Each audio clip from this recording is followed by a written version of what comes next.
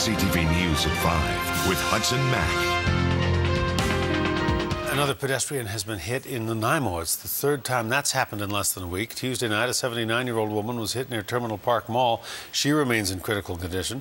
Last Friday, a 70-year-old man was killed while crossing Dufferin Crescent, just meters away from the Nanaimo Regional General Hospital. The 55-year-old man who was struck this afternoon has been rushed to the hospital. It's not clear at this point how badly he's been injured. The accident happened at Comox Road and Terminal Avenue. RCMP say the rash of pedestrian accidents is disturbing, and police are putting out a warning saying that drivers need to remember that road conditions can be deadly at this time of year. We want people to realize that these are dangerous conditions out here, especially with the rain, the darkness coming earlier in the daytime now. The roads are slippery, cold. Please watch for pedestrians and cycles. And for the cyclists and pedestrians, watch for the cars. They may not see you. The victim hit today remains unconscious and is at Nanaimo Regional General. RCMP are still at the scene investigating who may have had the right-of-way. They say it's too soon to say what was the cause. 2 Richmond men have been killed in Vancouver, killed overnight in a crash that shut down the Lionsgate Bridge for 7 hours. West Vancouver police say the victims were 20 and 21 years old. Their names are not released. They were pronounced dead in the hospital after being pulled from the crushed wreckage of their car. Just before midnight, their vehicle lost control at the midspan of the Lionsgate and slammed head-on into an oncoming transit bus.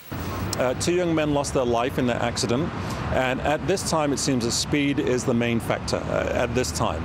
And I can say that, and with greatest respect to the families who are obviously grieving their loss right now, but the car was, the impact was massive. The car is a total loss, it's destroyed. The bus driver and several passengers were injured, but none of them in that vehicle seriously hurt. In Port Alberni, an RCMP officer with a keen sense of smell is getting credit for saving an elderly woman's life. At about 11 o'clock last night, the officer responded to a report of an alarm at a home on Richardson Road. When he got there, the 84-year-old woman who lived in the home told him that it was her smoke alarm simply malfunctioning, and she planned to go back to bed. But the officer noticed something, an odd smell, and realized that the alarm was coming from the home's carbon monoxide monitor. Again, she didn't think it was too much of a serious situation and resisted at first, but our officer was persistent and said that it was probably in her best interest to leave. So she did leave the home, and he contacted the fire department and BC Ambulance. Port Alberni fire crews responded. They confirmed that the CO levels in the home were extremely high and that the fumes were coming from her furnace. They say had she gone back to bed after the alarm went off like she planned to, the carbon monoxide probably would have killed her in her sleep. She was taken to West Coast General Hospital for observation. More livestock has been mauled by dogs in the Alberni Valley, but this time they were caught in the act. On Friday, a pack of 3 dogs killed a herd of goats on an Alberni area farm. Last night, 2 of the dogs came back to kill 2 chickens. This time, though, the farm's owner was ready. He corralled them into a pen and called the RCMP. Officers turned the dogs over to the SPCA. There's a 3rd dog still on the loose, and police believe it is dangerous. If you see the large tan-colored dog, likely in the Kingston Road area in Port Alberni, RCMP would like to hear from you. A packed house is expected on Denman Island tonight as executives from BC Ferries will meet with islanders about the plan to implement a cable ferry service. BC Ferries recently announced that it is moving ahead with its plan to replace its conventional vessel on the Buckley Bay to Denman run. Many islanders are furious about that. They say the plan will backfire and that safety and service concerns are not being heard. Well, those concerns will be heard tonight from 7 till 9 at the Denman Island Seniors Hall. CTV's Gord Kurbis is there, and we'll bring that to you tonight on CTV News at 11. Protesters on Cortes Island are blocking Island Timberlands crews from accessing land that is slated to be logged. The crews arrived on the island to find that the locals had barricaded the logging road that leads into the area. The protesters say they have been trying to work with Island Timberlands for the past 4 years to develop an ecosystem-based approach to forestry. Island Timberlands says it's reviewing its options. It won't say whether it will seek an injunction to clear the protesters off the road. The company says it has listened to community feedback and made significant changes to its logging plans as a result. Bird watcher, even if you're not, this is an unusual sight, and it has folks flocking to Victoria's Inner Harbour to get a closer look. More than 6 pelicans have been spotted not far off the Songhees Peninsula, a sight that wildlife experts say is rare. They say the brown pelicans likely made their way here for food, and it could be the end of the salmon run that's luring them in.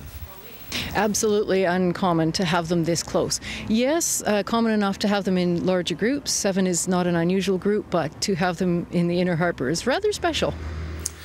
The pelicans are common on both the west and east coasts, but having them this close to an urban area is rare for these shy birds. Experts say there's no telling how long the pelicans will stay in the inner harbor, but we should enjoy having them here while we can. Victoria Police are looking for a missing woman tonight, and they're hoping you can help them find her. Her name is Emma Filipoff. She's 26 years old, and she was last seen in the 800 block of Burdett Avenue last night. Police say she frequents the downtown area, but she has no history of going missing. She was last seen wearing camouflage pants and was carrying an orange purse. If you see Emma Filipoff or you know her whereabouts, you're asked to contact police. Well, it's been a long time coming, a long time getting off the drawing boards and rising up out of the ground, but finally, 6 years after the original Oak Bay Beach Hotel was demolished, the new one is opening its doors. The snug pub, Kate's Cafe, and the seaside mineral pool are among the big attractions, and the hotel's formal dining room officially opened its doors today.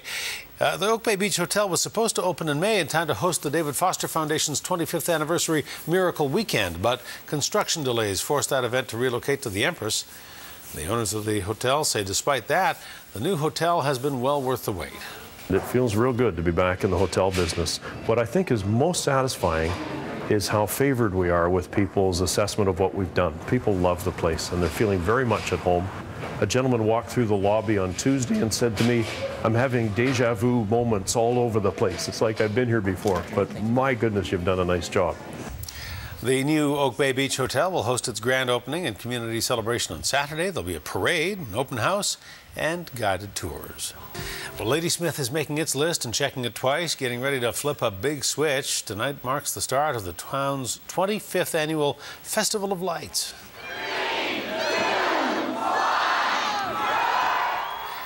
This is how it looked last year. Close to 20,000 visitors fill the streets of Ladysmith each year for the annual event and watch as more than 200,000 lights brighten the town.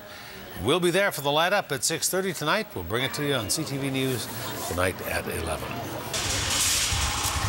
Victoria's Inner Harbor will soon look a lot brighter for the holidays as the city lights up 24 aluminum Christmas trees. It's the third year the Downtown Victoria Business Association and the Greater Victoria Harbor Authority have teamed up to light the harbor. Each tree has 1,000 LED lights, and you can see them lit this weekend right through the holiday season. Ho, ho, ho, Merry Christmas! The University of Victoria getting into the spirit of the season too. Santa Claus paid an early visit to students and staff today with a tour of the campus along Ring Road in a horse-drawn carriage.